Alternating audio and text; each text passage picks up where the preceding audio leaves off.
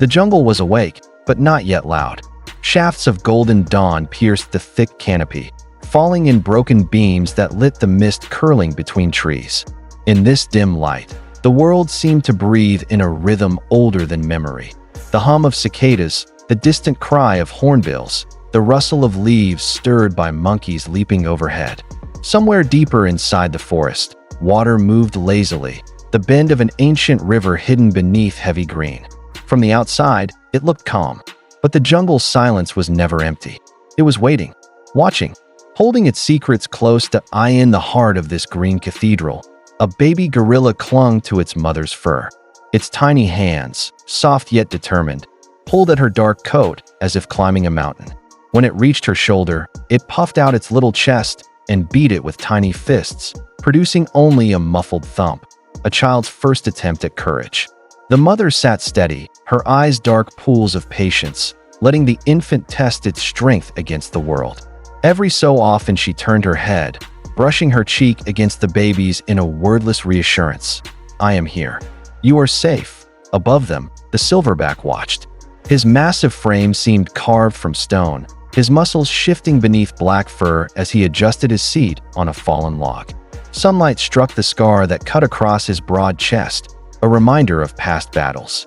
His gaze scanned the forest, not hurriedly, but with the slow certainty of one who has learned that danger rarely announces itself with sound. To his troop, he was more than protector. He was memory, wisdom, the weight of generations. His presence steadied the group, though even he could not sense everything the forest concealed. Not far away, the river bent through the undergrowth. Its surface lay smooth and unbroken, except where drifting leaves touched it and spiraled slowly downstream. The water smelled of mud and decay, of life turning into life again. From beneath, shadows slid quietly, unseen by the gorillas who played nearby. The river did not reveal its secrets easily, but the jungle always knew. Where there was silence in the water, something powerful often waited. The baby gorilla did not notice. It tugged at vines, tried to chew a broad leaf, then tumbled backward into the nest of grass its mother had gathered. Its squeaks of joy filled the air like soft bells, and the rest of the troop stirred with low grunts, a chorus of approval for the infant's play. A younger female leaned forward, brushing her fingers across the baby's arm before pulling back, as though touching something too precious for long. Moments like these were fragile, unguarded, simple, fleeting, the kind of peace that makes the heart believe it will last forever. But the jungle never promises forever. Beneath the surface of the river, a different rhythm pulsed. A giant anaconda lay coiled like a knot of roots, its scales patterned in greens and browns, so perfect they seemed grown from the earth itself. Its body was thick as a man's chest, its muscles compressed in stillness, waiting. Only the faint flicker of its tongue broke the illusion of lifelessness, tasting the air, reading the vibrations that rippled through the ground. For hours, it had been there, patient as stone. The adults were too strong, too dangerous. But the baby? Small, playful, just far enough from the troop's circle? That was opportunity. The anaconda did not rush. Predators that survive for centuries learn the power of waiting. Every heartbeat of the forest was measured against its hunger. Every careless step of the baby was noted in silence. The river seemed calm, but its stillness carried the promise of sudden violence. The mother gorilla shifted her weight, pulling her child close for a moment before releasing it again. Her ears caught something, a pause in the chatter of insects, a faint unease in the branches. She rumbled low in her chest, a sound that vibrated into the ground. The baby responded with a squeak, pressing its face into her fur, then squirming free once more to chase a butterfly through the clearing. Innocence cannot yet read silence. The silverback rose, standing taller than any human man. He beat his chest once, a slow rhythm that carried across the troop.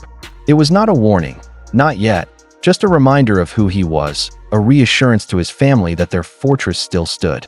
Around him, the troop moved as one, foraging quietly, brushing through shrubs, their dark bodies blending into shadow.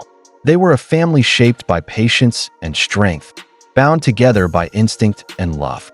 But even fortresses have cracks. Above, the canopy shivered with wings. A hornbill called out, sharp and shrill, before vanishing into the open sky. Other birds followed, some in bursts of chatter, others in silent flight. The forest was shifting, its harmony disrupted by something only it seemed to notice. Where sound had been, silence now grew, stretching wider and heavier, pressing into every space like unseen fog. The baby did not hear it. It dipped its fingers into a puddle, smearing mud across its face, giggling in the only way young gorillas know how. Each movement was a statement of innocence, a declaration that life was for joy. But innocence is what predators wait for. The mother reached again, brushing her trunk-like arm across her baby's back, pulling it close into her chest. Her touch lingered, heavier now, her eyes scanning the edges of the clearing. She could not see the river, not fully, but she could feel it, the shift, the weight of something hidden. Her heartbeat slowed, then quickened. The jungle held its breath to eye in that fragile stillness. The camera of imagination lingers, on the baby's laughter, on the mother's quiet vigilance, on the silverback's unspoken authority. Yet just beyond their circle, beneath the water's skin, lay another truth, one as ancient as the forest itself. In the wild, joy and danger are never far apart. The same sunlight that warms the young can also reveal the shadows where death waits. For now, the troop remained whole, the baby safe against its mother's chest, the river still holding its secret. But the silence deepened, as if the jungle itself knew what was coming. Somewhere in that stillness, nature whispered its oldest question: how long can innocence last before the storm arrives? The dawn continued, the light climbing higher. Life carried on in small movements, birds adjusting on branches, insects resuming their hum, the river sliding forward. But beneath the calm, something vast and patient still waited. Its hunger wound tight like a spring, the jungle exhaled. And with it came the feeling that the calm could not last. The jungle does not whisper this time, it screams. A violent rustle explodes from the tall grass, and before the gorilla mother can even pull her baby closer, a streak of scaled muscle launches forward. The anaconda strikes like lightning, its mouth clamping onto the baby's arm, and in the same heartbeat, its coils snap around the tiny body. The baby's cry slices the air, high and desperate, before being muffled against the crushing weight of the serpent. Dust flies up from the ground as the coils tighten, and the world narrows to the sight of scales grinding against soft fur. The mother gorilla charges with a roar so deep it shakes the air, her fists pounding the earth like drums of war. She claws at the snake, her black eyes wild with a fury that few creatures ever see. Each time her hands pull at the coils, the anaconda responds with a brutal squeeze, its body tightening like ropes of living iron. The baby's cries falter, breaking into weaker whimpers, and the mother's chest heaves with terror. Around her, chaos explodes. Young gorillas scream in panic, darting into the trees, while older females hesitate, torn between rushing forward and protecting their own infants. The silverback charges with thunder in his steps, his roar rising like a storm. His massive arms strike the serpent's body, each blow thudding with bone-cracking force. Leaves shiver, branches snap, and the ground shakes with the fury of his strikes. Yet the anaconda only tightens its grip, wrapping coil upon coil until the baby gorilla is nearly swallowed in darkness. The jungle itself seems to hold its breath. Cicadas fall silent. The air thickens with dust, sweat, and fear. The silverback lunges again, teeth bared, but the serpent's strength is ancient, older than his rage. The baby's cry now is barely more than a broken gasp, and the silence between those breaths is more terrifying than any scream. The mother refuses to surrender.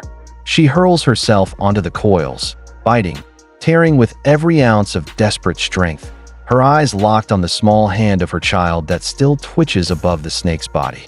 Every second is an eternity, every moment the difference between life and death. But the serpent, cold and unfeeling, knows no pity. Its muscles ripple with merciless rhythm, a crushing embrace meant only to silence. Then, a new sound tears through the chaos. A roar, deeper, sharper, and filled with a power that even the gorillas cannot ignore. From the edge of the clearing, a golden mane catches the light of the sun. A lion steps forward, his body gleaming with strength, his eyes fixed not on the panicked troop, but on the serpent itself. The silverback freezes mid-strike, confusion flickering through his rage. The gorilla mother, still clawing, glances up with wide eyes. For a heartbeat, predator and prey alike pause, the air thick with impossible tension. The lion lowers his head, muscles rolling beneath his hide, and lets out another roar that rattles the trees. The message is clear, this fight is his now. The anaconda shifts, sensing the new threat, its tongue flickering like fire against the lion's presence. But its coils do not loosen. The baby gorilla wheezes, a tiny hand slipping limp against the dust. The mother lets out a sound that is not quite a scream, not quite a growl. It is grief, fury, and helplessness all at once. The lion advances, slow and deliberate, each step pressing the earth like the beat of a war drum. Sunlight blazes on his mane, and his tail lashes with the rhythm of a predator who has chosen his enemy. The gorillas back away, torn between fear of the lion and desperate hope that he may do what they cannot. The silverback stands at the edge, chest heaving, torn between battle and retreat, his instincts clashing with the raw truth. They cannot save the child alone. I in the middle of the clearing, serpent and lion lock eyes. The anaconda begins to uncoil slightly, testing the ground, its muscles tensing for a strike. The lion crouches low, paws spreading against the soil, teeth bared in a snarl that vibrates in his chest.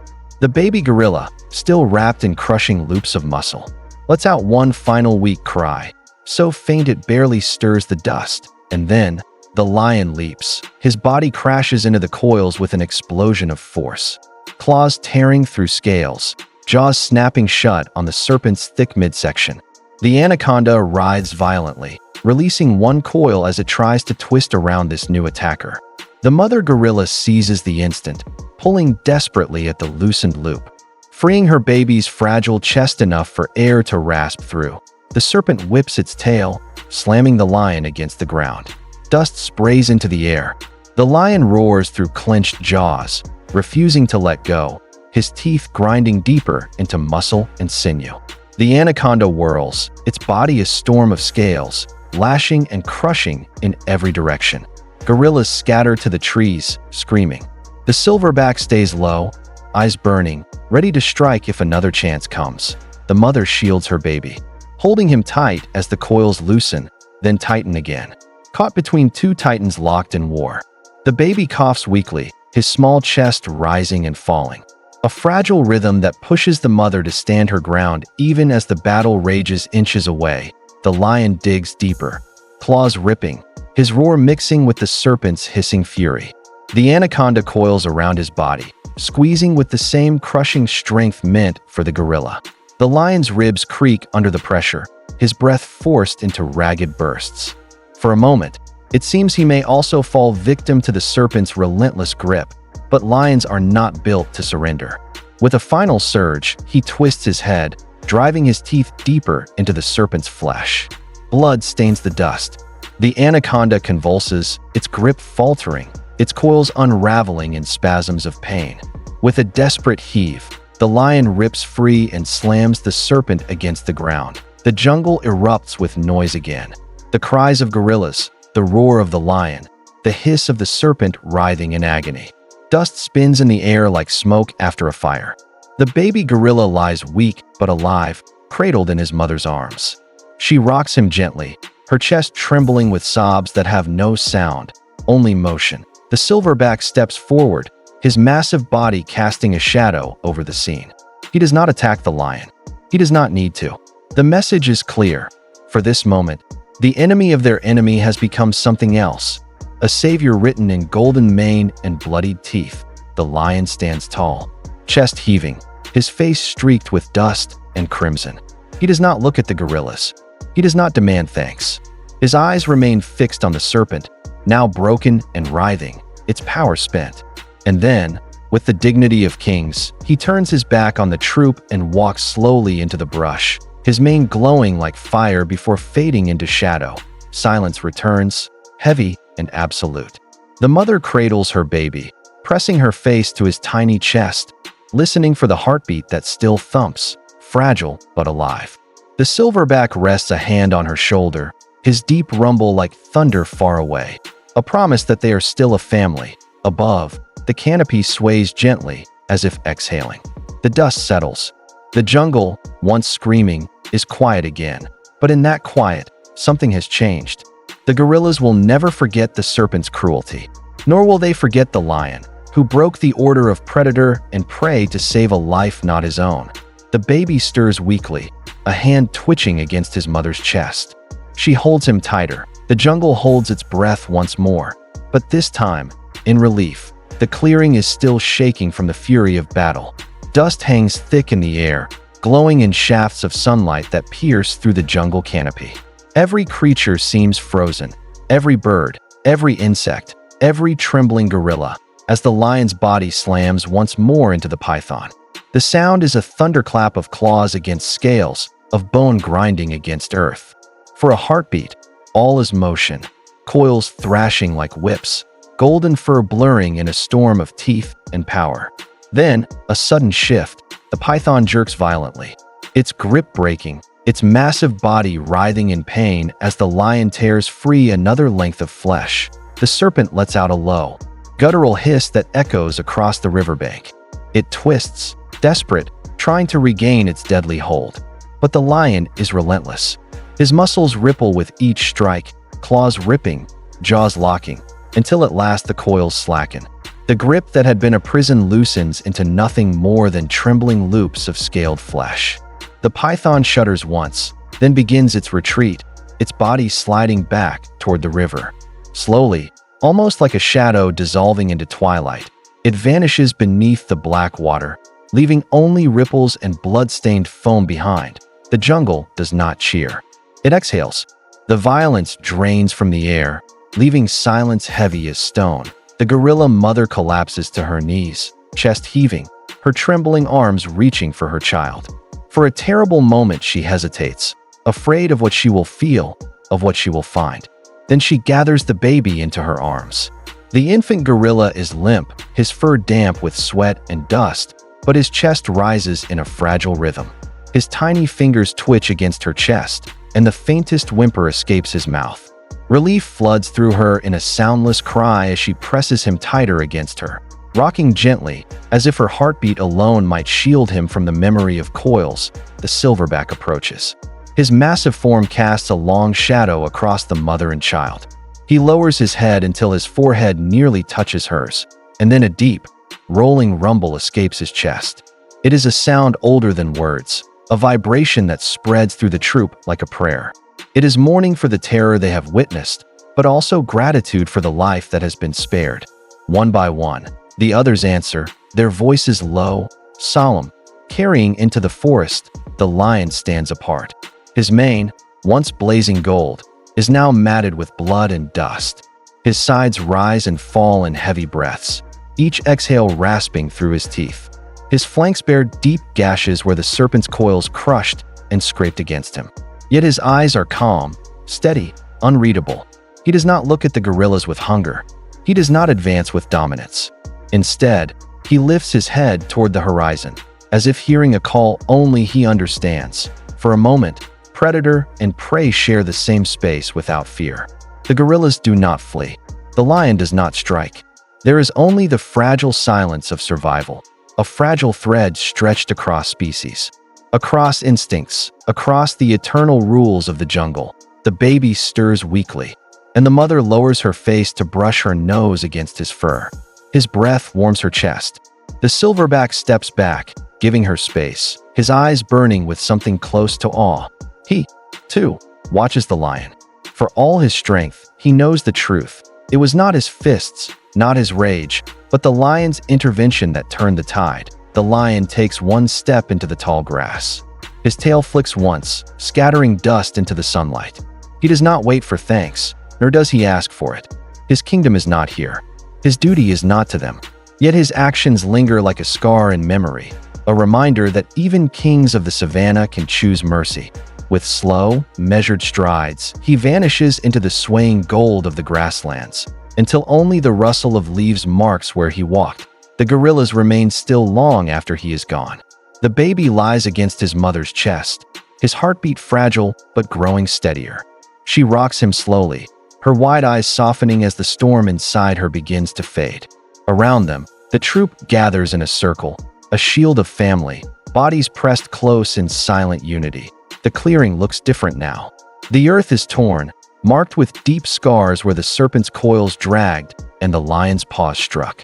Blood stains the dust, a reminder of how quickly innocence can collapse into chaos. Yet above, the forest canopy stirs with a soft wind, carrying the songs of birds that return cautiously to the branches. Life, patient and stubborn, begins again. The silverback lifts his gaze to the trees, chest rising in a steady breath. He leads the first movement, guiding the troop back toward the shelter of the forest. His stride is slower than usual, deliberate, almost ceremonial. Behind him, the mothers clutch their infants closer, their eyes scanning every shadow with renewed caution. But the rhythm of life resumes, step by step, breath by breath. The mother lingers at the rear, her baby still cradled tight. She glances back toward the river, toward the dark water where the serpent vanished. Fear flickers in her eyes, but so does something else, defiance. She knows the danger is not gone forever.